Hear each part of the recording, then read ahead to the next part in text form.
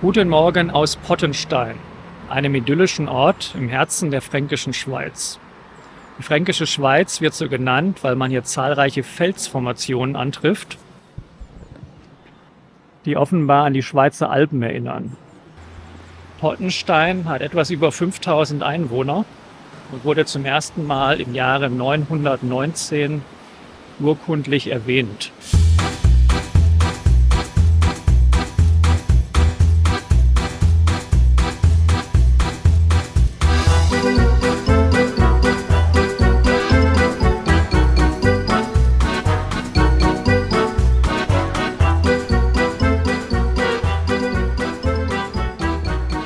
Hier haben wir schon etwas sehr Typisches für die fränkische Schweiz und für Pottenstein, und zwar eine Brauerei.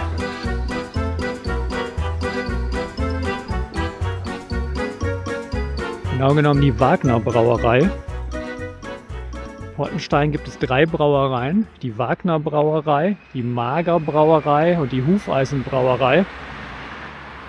Die Wagner Brauerei fällt allerdings etwas aus der Rolle, weil sie nicht selbst in Pottenstein braut, im Gegensatz zu den 2 anderen Brauereien, sondern in einem Nachbarort ihr Bier im sogenannten Leihbrauverfahren brauen lässt. Aber das soll uns nicht stören. Das Wagner-Gebäude ist trotzdem ganz schön. Ich gehe mal darüber, dann sieht man es besser.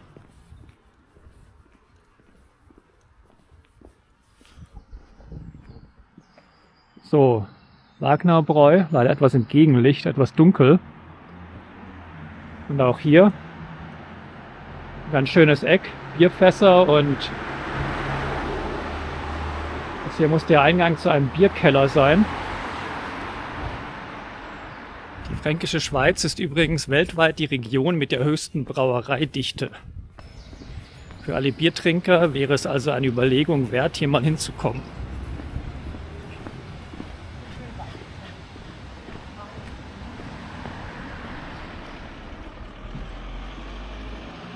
Hier sieht es Pottenstein sogar ein Luftkurort. Ich kann bestätigen, dass die Luft an diesem Morgen ausgesprochen gut ist.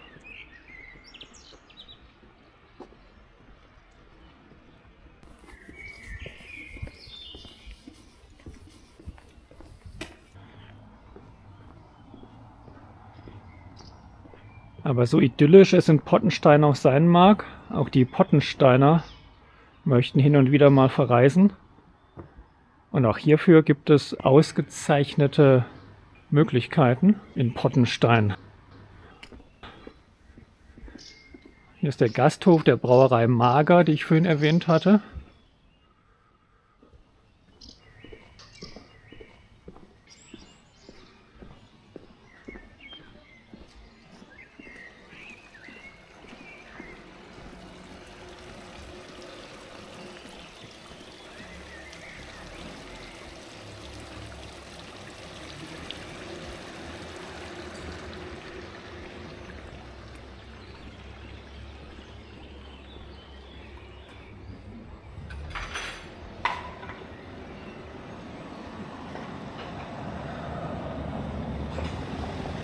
Ja, hier ist das gastronomische Zentrum des Ortes.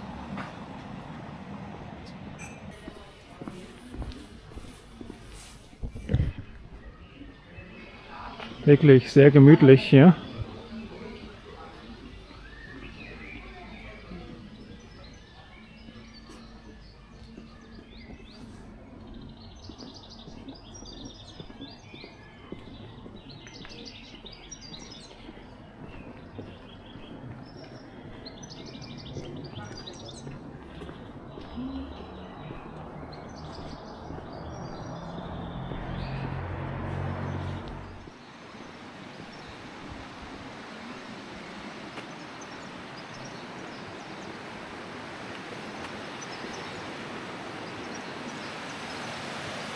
Dieser Fluss hier ist die Püttler.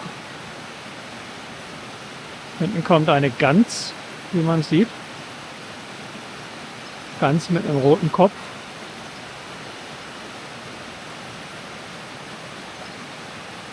Der Gansbesitzer auch.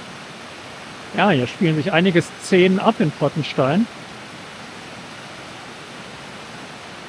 die man sonst nicht so schnell sieht. So, wer dachte, bisher war es schön, hier wird es noch schöner.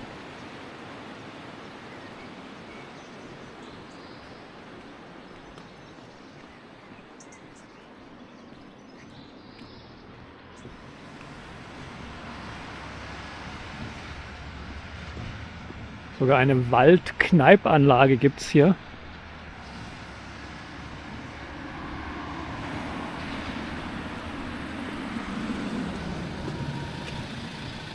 Das ist eine Kellerschenke, quasi in den Berg eingelassen.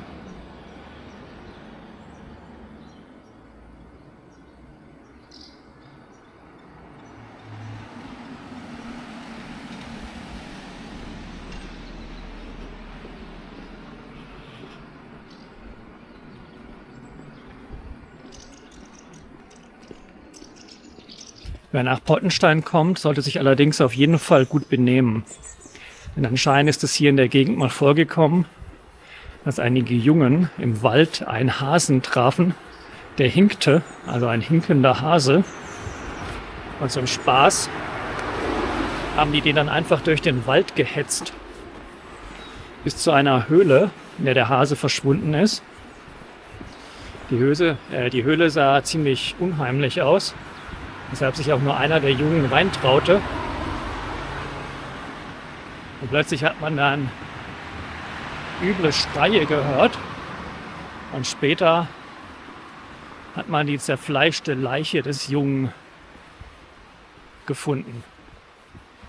Offenbar war der Hase gar kein Hase, sondern ein Ungeheuer, das sich nur in den Hasen verwandelt hatte. Ja.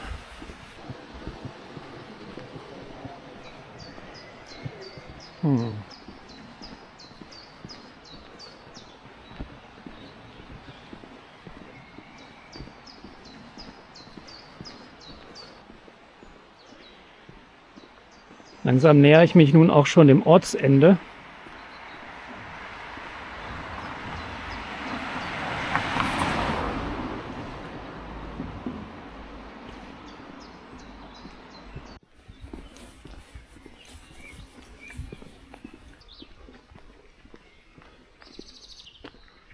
Hier wieder die charakteristischen Felsen.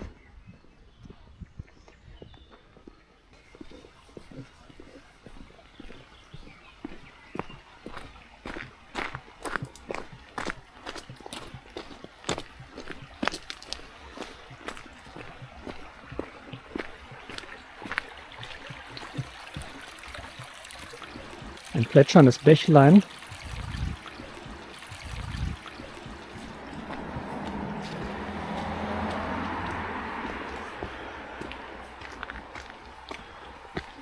Ich werde hier mal ein paar Meter laufen. Eine Weggabelung. Interessant, wie im Märchen.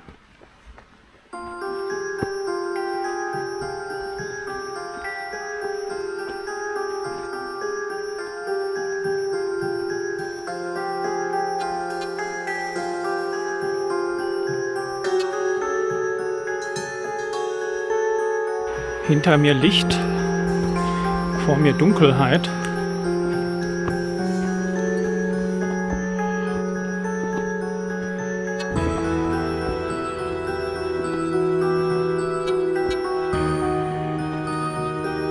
Eigentlich kann ja hier nichts passieren. Trotzdem möchte ich lieber kein Risiko eingehen. Deshalb gehe ich lieber wieder zurück.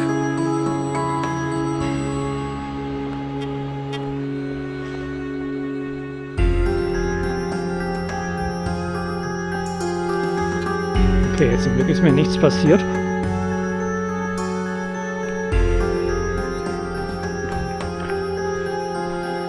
Was ist das hier?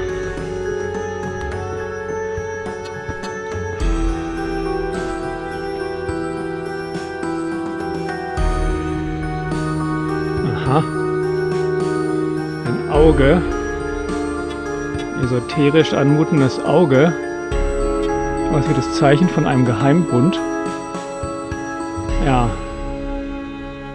Also, ich denke wirklich, dass man sich lieber nur im Ort aufhalten sollte, in Pottenstein.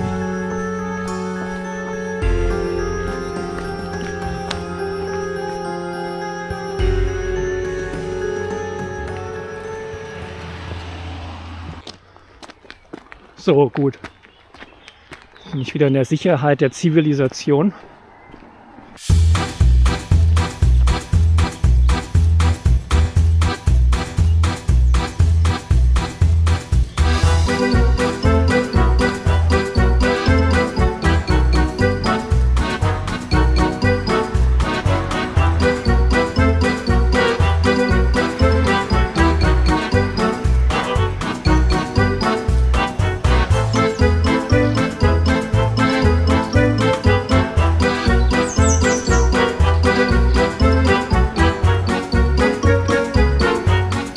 Hier ist übrigens die Brauerei Hufeisen.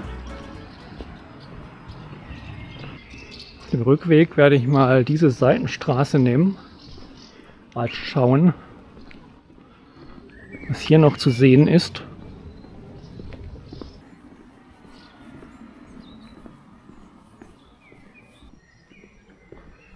Ein Blick auf die Burg. Ich finde diese kleinen Dorfstraßen sehr entspannend, weil die so zeitlos aussehen. Ich denke, vor 50 Jahren hat es hier nicht viel anders ausgesehen.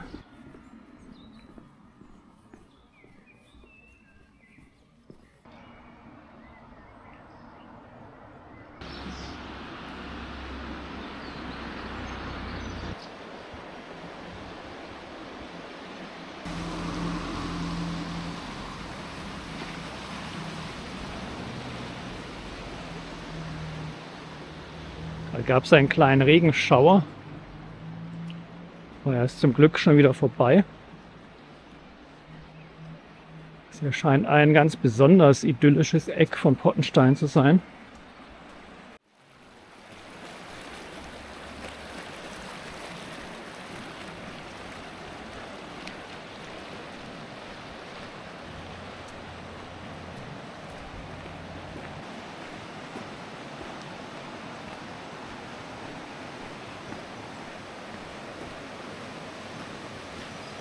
Ah, da ist der Vogel mit dem roten Kopf. Hat sogar Gesellschaft. Hallo. Hallo.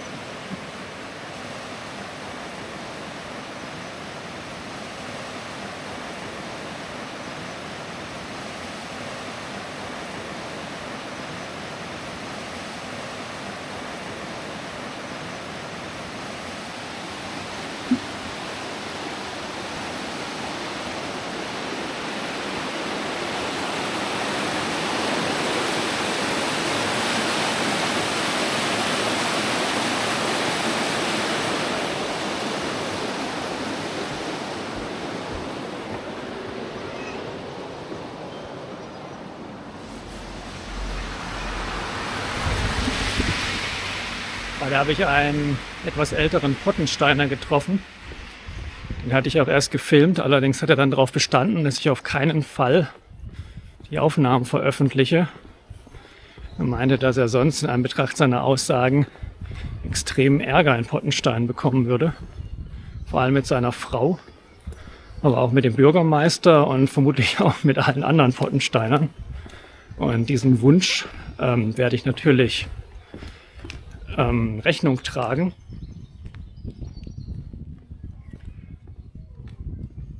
Ich hoffe, das war jetzt nicht auch schon zu verfänglich, aber da sowohl er wie auch seine Aussagen anonym bleiben, denke ich, sollte es kein Problem geben. Die Brauerei Wagner ist schon vom Anfang bekannt. Ich bin noch gerade auf dem Rückweg.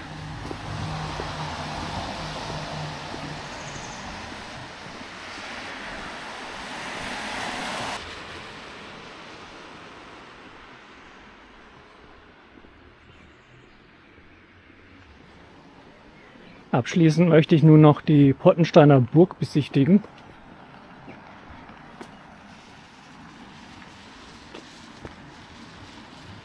Älteste Burg in der fränkischen Schweiz. Bewohnte 1000-jährige Burganlage. Außerdem Aufenthaltsort der heiligen Elisabeth. 1228. Sehr schön.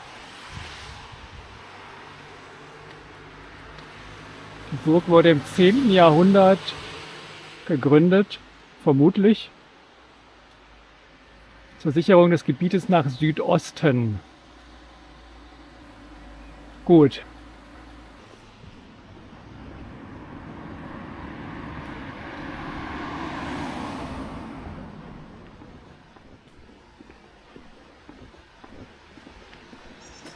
Okay, hier geht's hoch.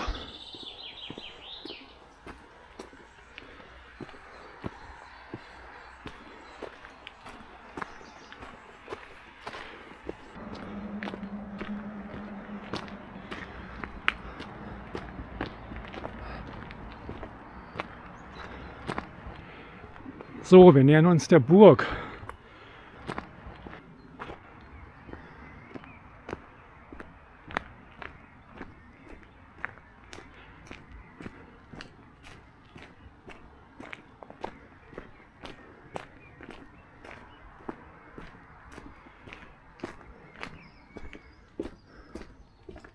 Hier steht ein Auto. Passt jetzt nicht so ganz zur Atmosphäre. Das ist ein Brunnen. Zisterne der Unterburg.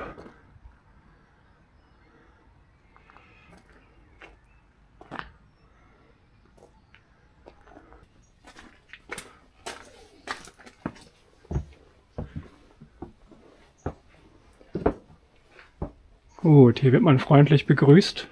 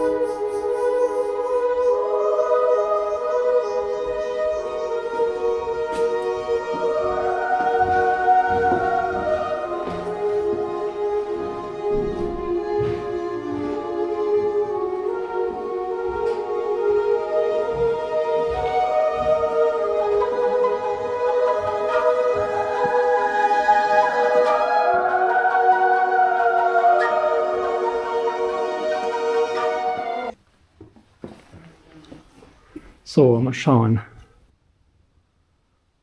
Sieht sehr feudal aus.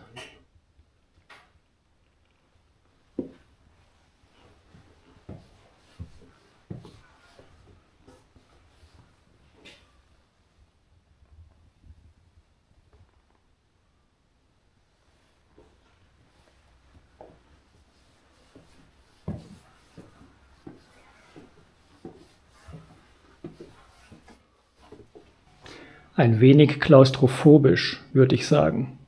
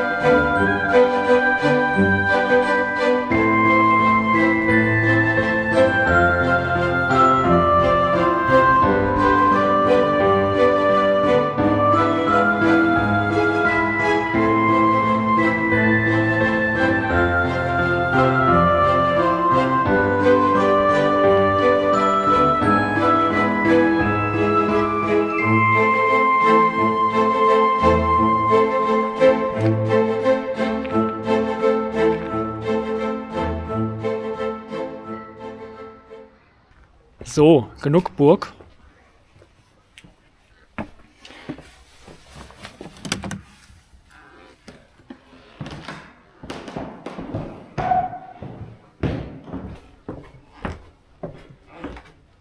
Treppen hier haben eine komische Größe. Sind zu klein, um nur eine zu nehmen, und zu groß, um zwei zu nehmen.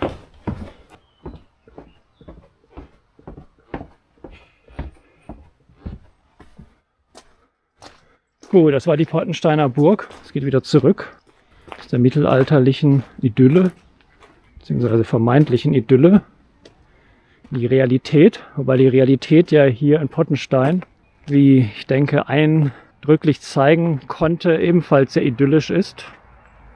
So, hier nochmal ein Ausblick auf die namensgebenden Felsen der Fränkischen Schweiz. Und damit endet mein Bericht aus Pottenstein.